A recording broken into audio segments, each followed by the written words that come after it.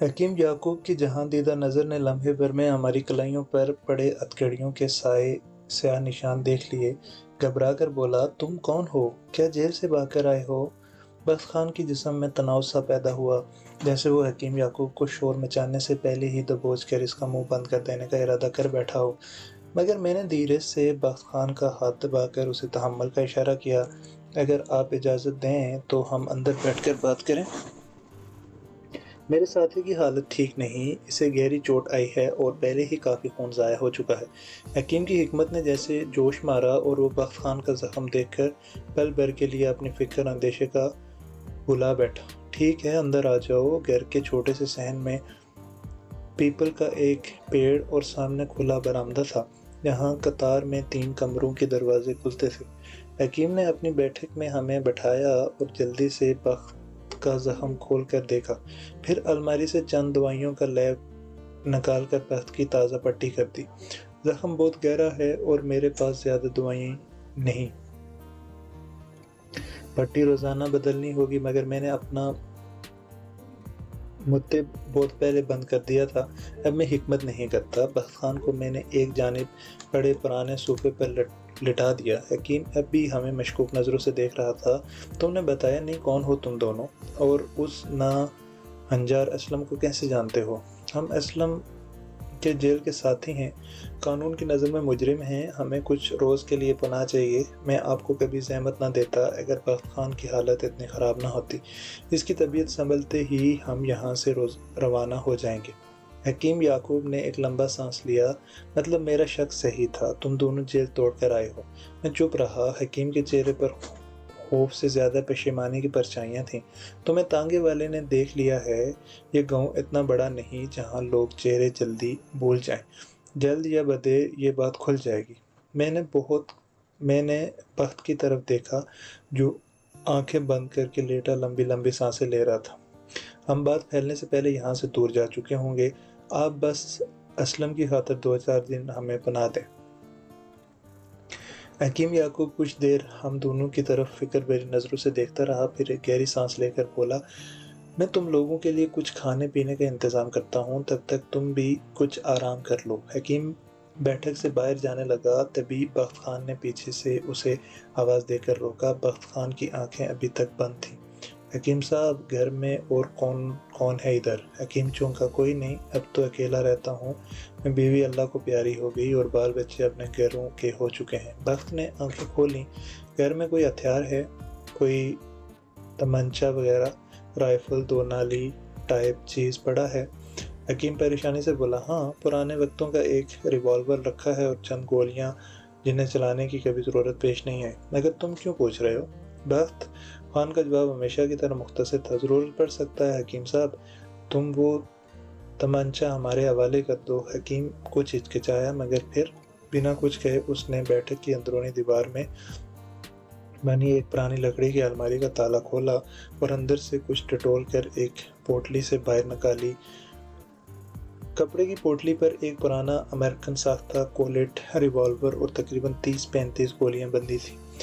بخت خان نے کسی ماہر نشانے باز کی طرح ریوالور کی چرخی گھما کر اسے 5-6 مرتبہ جانچا اور ریوالور کی پھرکی میں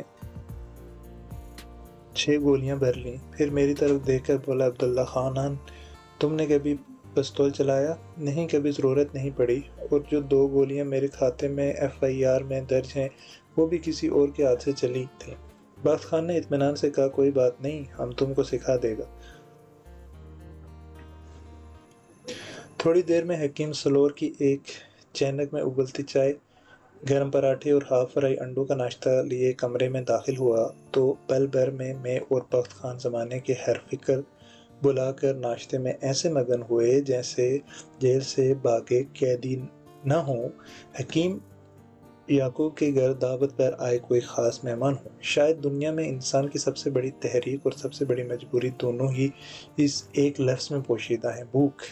شاید سالوں سے جیل کے لنگر کا ایک ہی مستقل بدمزہ کھانا کھاتے ہمارے ذائقے کی حس بھی مدعا ہو چکی تھی۔ برسوں بعد ایک نیا ذائقہ چکھنے کو ملا تو رفتہ رفتہ ساری حساسیت بیدار ہونے لگی۔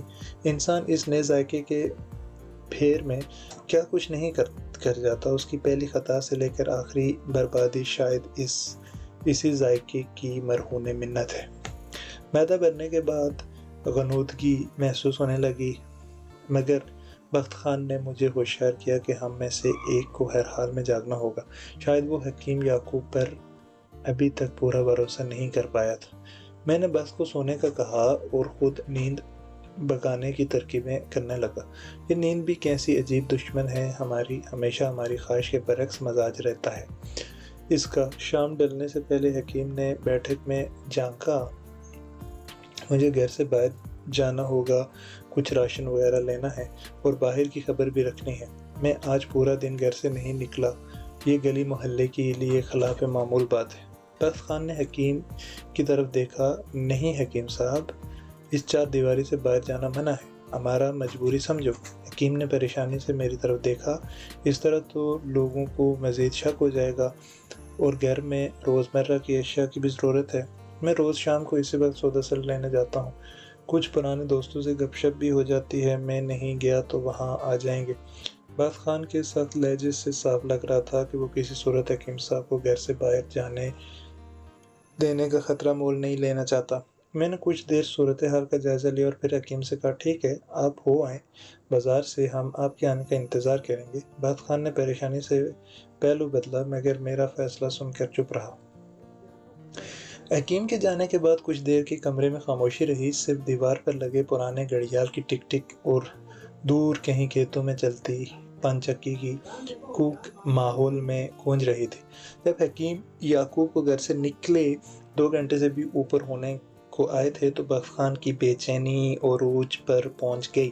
تم نے اس کو اجازت دے کر غلطی کی عبداللہ خانہ، لگتا ہے وہ اب پولیس کو لے کر ہی واپس آئے گا۔ شک کا ناگ تو میرے ذہن میں بھی کلبلانے لگا تھا۔ ٹھیک اسی لمحے صحن کے دروازے کے باہر بہت سے لوگوں کی تیز آوازیں اور بھگدڑ جیسا شور مچا۔ بخت خان نے تڑپ کر ریوالور نکالا اور غیر ارادی طور پر اپنی ہی بھری ہوئی گولیاں دوبارہ چیک کیں اور میری طرف یوں دیکھا جیسے کہہ رہا ہو، دیکھا میں نے کہا تھا نا کہ ایک اجنبی پر اتنا بھروسہ ٹھیک نہیں۔ بخت خان نے لپک کر کمرے کے صحن میں نکلنے والی کھڑکی کھولی اور باہر صحن کے دروازے پر اپنا نشانہ جما دیا۔ تم پچھلے دروازے سے نکل جاؤ عبداللہ، ہم ان کو ادھر روکتا ہے۔ آوازیں صحن کے دروازے کے باہر پہنچ چکی تھیں اور پھر کسی نے زور زور سے صحن کا دروازہ پیٹنا شروع کر دیا، جسے میں حکیم کے باہر جانے کے بعد اندر سے بند کر چکا تھا۔ نہیں، اگر جائیں گے تو دونوں جائیں گے، ضد مت کرو، ہم زیادہ تیز بھاگ نہیں سکتا، دونوں مارا جائے گا۔ میں نے بخت خان کی سنی انسنی کر دی، تم یہیں بیٹھو، میں باہر دیکھتا ہوں۔ میں بخت خان کا جواب سنے بغیر صحن میں نکل آیا۔ باہر والوں کی بے چینی بڑھتی جا رہی تھی۔ میں نے پلٹ کر کھڑکی کی اوٹ میں چھپے بخت خان کو دیکھا، جس نے ریوالور کی لبلبی پر اپنی انگلی کا دباؤ بڑھا رکھا تھا اور اب اس کے ہتھیار کا کھٹکا صرف ایک ہلکی سی جنبش کا منتظر تھا۔ میں نے دروازے کے قریب پہنچ کر اپنے حواس یکجا کیے۔ کون ہے؟ باہر سے کسی کی دیہاتی لہجے میں بولنے کی آواز سنائی دی۔ جی حکیم صاحب ہیں گھر پر، ہم مریض لے کر آئے ہیں۔ میں نے چند لمحے باہر ابھرنے والی سرگوشیوں کا جائزہ لیا اور پھر ایک جھٹکے سے دروازہ کھول دیا۔ باہر چند دیہاتی ایک چارپائی پر کسی مریض کو ڈالے پریشان کھڑے تھے۔ میں نے ایک گہرا سانس لیا۔ حکیم صاحب تو بازار گئے ہیں، ہم ان کے مہمان ہیں۔ اتنے میں پیچھے کہیں سے حکیم یعقوب کی آواز آئی، او اسلام، تو پھر اسے اٹھا لایا؟ کتنی بار کہا ہے کہ میں نے کہ اپنے مریض کو شہر لے جا، یہاں اس کا علاج ممکن نہیں ہے۔ حکیم مجھے دروازے پر کھڑے دیکھ کر صورتحال سمجھ چکا تھا، تبھی اس نے چھوٹتے ہی مجھ سے کہا، اور ہاں احمد بیٹا، میں نے بازار میں تانگے والے سے کہہ دیا ہے، ابھی آتا ہی ہوگا، تم لوگ تیاری کر لو، رات والی گاڑی کی ٹکٹ کروا دی ہے۔ میں نے حکیم نے ایک تیر سے 2 شکار کیے۔ مریض کے رشتہ داروں کے سامنے اس نے یہ ظاہر کر دیا کہ ہم جو بھی تھے کچھ دیر میں وہاں سے رخصت ہونے والے تھے۔ مریض کو اس نے وہیں دروازے پر کھڑے کھڑے ایک پوڑیا کھلائی اور ان لوگوں کو رخصت کر دیا، کیونکہ وہ انہیں اپنے مہمانوں کو لے کر اسٹیشن روانہ ہونے کا عندیہ پہلے ہی دے چکا تھا۔ یہی اس کے زہریلا ہونے کی نشانی تھی، کیونکہ مریض کی ورثہ کے ذریعے یہ بات چھوٹے سے گاؤں میں جلد پھیل جانی تھی کہ حکیم کے مہمان رخصت ہو رہے ہیں۔ میں نے اندر جا کر بخت خان کو سب ٹھیک کا اشارہ کیا تو اس نے تنے ہوئے اعصاب معمول پر آ گئے۔ حکیم نے اندر آ کر ہمیں بتایا کہ جیل ٹوٹنے کی خبر ریڈیو کے ذریعے گاؤں کے بازار میں پھیل چکی ہے اور طرح طرح کی چہمگوئیاں ہو رہی ہیں۔ جلد یا بدیر پولیس یہ علاقہ بھی چھاننے آتی ہوگی۔ اس سے پہلے گاؤں والوں کے سامنے ہمارا مہمان کی طرح حکیم کے گھر سے رخصت ہونا ضروری تھا تاکہ پولیس اگر کسی سے پوچھ گچھ کرے بھی تو کسی کو کوئی شک نہ ہو۔ حکیم یعقوب کے منصوبے کے مطابق کوئی دوسرا تانگے والا ہمیں رات 8 بجے لینے آ گیا اور حکیم ہمارے ساتھ ہی ریلوے اسٹیشن کے لیے گھر سے نکل پڑا، جیسے کوئی اپنے کسی عزیز مہمان کو ٹرین چڑھائے جاتا ہے۔ ہم نے اپنے چہرے ممکنہ حد تک چھپا رکھے تھے۔ بخت خان نے ویسے بھی بیماری کے بہانے منہ لپیٹے تانگے کی پچھلی سیٹ پر ڈکا رہا اور میں اسے سنبھالنے کے بہانے اس پر جھکا بیٹھا تھا۔ اسٹیشن کے پلیٹ فارم پر بھی ہم نے ایک اندھیرے کوچے میں بچھا لکڑی کا سال خوردہ بینچ تلاش کیا۔ ٹرین چند لمحے کے لیے پلیٹ فارم پر رکی، تب تک حکیم یعقوب ہمارے انہی فرضی ناموں سے 2 ٹکٹ خرید چکا تھا۔ ہم دونوں دور ٹکٹ گھر کی کھڑکی سے جانتے ٹکٹ بابو کی نظر کے سامنے ٹرین پر سوار ہو گئے، مگر خاموشی سے دوسری طرف اندھیری پٹریوں پر اتر کر لمبے راستے اسٹیشن کے احاطے سے باہر نکل آئے، جہاں دور اندھیرے میں حکیم یعقوب ہمارا انتظار کر رہا تھا۔ ہم نے وہیں کھیتوں سے باہر رات کی پوری طرح بھیگ جانے کا انتظار کیا اور پھر چپ چاپ خاموش پگ ڈنڈیوں پر چلتے کھیتوں کے راستے حکیم کے گھر کے عقب تک پہنچ گئے، جہاں پچھلی طرف بیٹھک کا دروازہ کھلتا تھا اور جسے حکیم نے پہلے ہی کھلا چھوڑ رکھا تھا۔ گھر داخل ہونے تک بخت خان کا جسم اتنی مشقت کے بعد پھر سے تپنے لگا تھا۔ حکیم نے جلدی سے بخت خان کے لیے کوئی یخنی سی بنائی اور دوا دے کر اسے آرام کرنے کا کہا۔ بخت خان نے غور سے حکیم یعقوب کی طرف دیکھا۔ تم اچھا آدمی ہے حکیم صاحب، ہم کو معاف کر دیو، تم پر شک کیا۔ حکیم نے مسکرا کر بات ٹال دی۔ جاڑا آنے کو تھا، لہٰذا گاؤں کی رات خنک ہو چکی تھی۔ میں وہیں زمین پر دیوار کے ساتھ ٹیک لگائے بیٹھا تھا جہاں حکیم نے میرا بستر ڈال رکھا تھا۔ بخت خان جلدی سو گیا۔ حکیم نے کمرے میں جھانکا۔ ابھی تک جاگ رہے ہو؟ سو جاؤ، تم نے بھی بڑی بے آرامی کاٹی ہے۔ میں نے حکیم کی طرف دیکھا۔ آپ آرام کریں، میرے مقدر میں شاید ابھی آرام نہیں، اور پھر ہماری وجہ سے آپ کو جو زحمت اٹھانا پڑ رہی ہے، میں اس کے لیے بہت شرمندہ ہوں۔ حکیم کی آنکھوں میں کہیں سوال تھے۔ ایک بات پوچھوں؟ تم اپنی بول چال اور چہرے سے قاتل تو نہیں لگتے۔ میرا مطلب ہے، آج بازار میں ہر طرف یہی بحث چل رہی تھی کہ جیل سے 5 قاتل بھاگے ہیں، جیل توڑ کر چھٹا وہیں مارا گیا۔ کیا واقعی تمہارے ہاتھوں کوئی بندہ مارا گیا تھا؟ میں نے حکیم یعقوب کو اس بھیانک رات کی ساری روداد من سنا دی۔ حکیم چپ چاپ سنتا رہا۔ جب میں نے تمہیں پہلی مرتبہ دیکھا تبھی مجھے ایسا لگا کہ تم ایسا جرم نہیں کر سکتے۔ تقدیر بھی کیسے کیسے تماشے دکھاتی ہے۔ میں نے تم لوگوں کے یہاں سے جانے کا یہ سارا ڈرامہ اسی لیے کیا کہ کیونکہ میں جانتا ہوں کہ آنے والے دن تم دونوں کے لیے بہت سخت ہوں گے۔ پولیس مفرور کا پیچھا قبر تک نہیں چھوڑتی۔ تم دونوں جس مال گاڑی پر بھاگے تھے اس کے راستے میں آنے والے ہر اسٹیشن اور بستی کی خاک چھانے گی اب پولیس۔ حکیم کا دعویٰ بالکل سچ ثابت ہوا اور اگلی صبح ہی گاؤں میں دوسرے ضلع کی پولیس پہنچ چکی تھی۔ گاؤں کے نمبردار کے ساتھ چوپال کے ڈیرے میں سبھی گاؤں کے معتبرین کو اکٹھا کر کے پوچھ گچھ شروع کر دی گئی۔ حکیم یعقوب کی حکمت کام کر گئی اور اس کے گھر آنے والے 2 مہمانوں کا ذکر برائے نام ہی رہا، کیونکہ سبھی جانتے تھے کہ ہم اگلی رات وہاں سے روانہ ہو چکے تھے۔ ہماری طرح کچھ اور لوگوں کے گھر بھی مہمان آئے یا گئے تھے جو موجود تھے۔ انہیں وہاں چوپال میں بلوا کر طریقے سے ان کی شناخت کر لی گئی اور پولیس اگلے گاؤں کی طرف روانہ ہو گئی۔ مگر حکیم گھر آیا تو اس کے چہرے کی پریشانی بتا رہی تھی کہ معاملہ ابھی پوری طرح ٹلا نہیں ہے۔ پولیس دوبارہ ضرور پلٹے گی، کیونکہ انہیں آگے چل کر بھی کوئی کامیابی نہیں ہوگی، اور اس بار وہ لوگ گھر گھر تلاشی لینے سے باز نہیں آئیں گے۔ بخت خان بولا، ٹھیک ہے حکیم صاحب، پھر ہم لوگ آج رات نکل جائیں تو اچھا ہے۔ نہیں، ابھی تمہارا زخم تازہ ہے اور پولیس کو بھی 5-6 دن تو لگ ہی جائیں گے پلٹنے میں۔ یہ علاقہ بہت بڑا ہے، فی الحال تمہارے لیے یہی پناہ گاہ بہتر ہے۔ اس رات میں نے حکیم یعقوب کو اپنے جیل سے بھاگنے کا مقصد اور مہرو کی کہانی سنائی تو اس کی آنکھیں بھر آئیں۔ ہاں، میں نے اپنے بھتیجے سے یہ کہانی سن رکھی ہے، وہ وہیں کرم داد کے گاؤں ہی میں رہتا ہے۔ سال 6 ماہ میں میرا بھی جانا ہوتا ہے وہاں، یہاں سے 12 گھنٹے ٹرین کی مسافت پر ہے۔ رحیم گڑھ۔ مگر یہ تو بہت پرانی بات ہے، اب تو لوگ اس لڑکی کو بھول چکے ہیں۔ اس کی پاگل ماں سارا دن گلیوں کی خاک چھانتی اور رات گاؤں سے باہر بڑے پیر کے مزار پر تھک کر سو جاتی ہے۔ تم اب اس لڑکی کو کہاں ڈھونڈو گے؟ 3 سال سے بھی زیادہ ہو چکے ہیں اسے غائب ہوئے۔ اس کے منگیتر نے بھی اگلے برس ہی شادی رچا لی تھی، سنا ہے اب تو بچہ بھی ہے اس کا۔ حکیم یعقوب سارے قصے سے اچھی طرح واقف تھا۔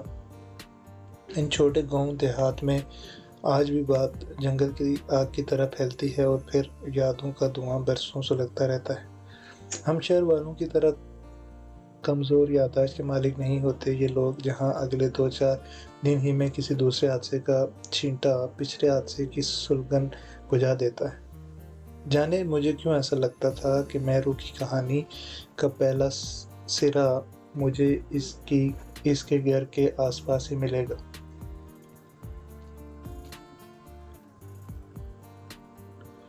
اگلے 3-4 دن میں بخت خان کی حالت کافی بہتر ہو گئی۔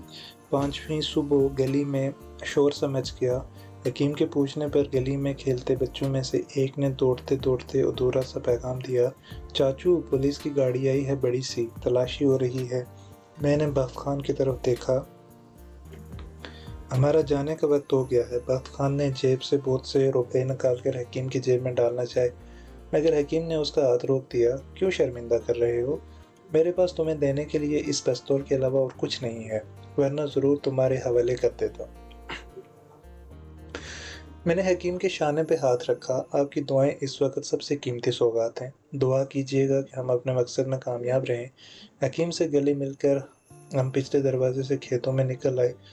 دور کہیں سے پولیس کے بڑے ٹرک کی آواز سنائی دے رہی تھی۔ حکیم نے ہمیں گاؤں سے نکلنے کا راستہ ازبر کروا دیا تھا۔ ہم شام تک بنا رکے کھیتوں کے اندر ہی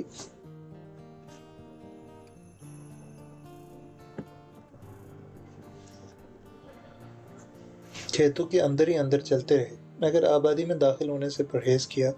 رات بھی ایسے ہی کسی ویرانے میں رکے بغیر گزار دی اور اگلی صبح ایک قصبے کے چھوٹے سے پلیٹ فارم پر رکی گاڑی میں ہم دونوں الگ الگ رحیم گڑھ کی 2 ٹکٹ لے کر مختلف ڈبوں میں سوار ہو گئے۔